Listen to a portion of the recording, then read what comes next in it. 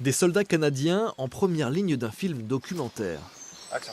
Séance de rattrapage pour un monde du cinéma qui a souvent narré les exploits des héros américains, mais trop peu la bravoure de leurs voisins du Grand Nord.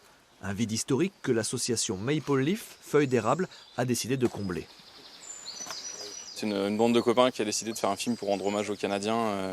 On travaille dans des musées, on est tous passionnés par la Seconde Guerre mondiale, du moins son histoire. Et puis on fait aussi la reconstitution historique. Et là, le but, c'est de servir en fait, de faire un film en fait qui sert de vecteur d'intéressement aux jeunes générations ou de montrer ça d'une manière un peu alternative, quoi. Little Black Devils, c'est l'histoire du régiment canadien du Royal Winnipeg Rifles. Ici, bien qu'étant au château des Chevaliers de Sainte-Croix-Grantonne, on tourne la scène de la préparation au départ de Grande-Bretagne. Viendront ensuite le débarquement à Juno Beach, l'avancée à travers le Bessin, jusqu'aux exécutions par les SS à Audrieux. Pensé, écrit et incarné par de véritables passionnés, le film se réclame d'une authenticité millimétrée. On a refait, pour ici comme pour le casque, on a remis le matricule du soldat.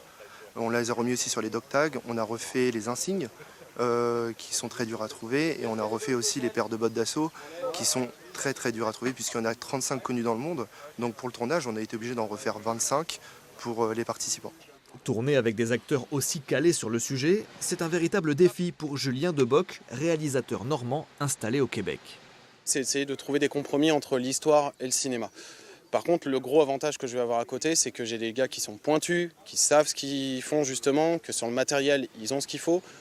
On essaye de vraiment se rapprocher le plus possible de ce qui s'est passé en 1944. Par contre, il va falloir faire des compromis à ce qui se passe devant la caméra.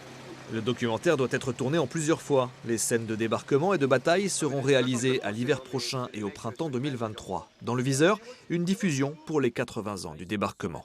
Son emplacement initial là-bas.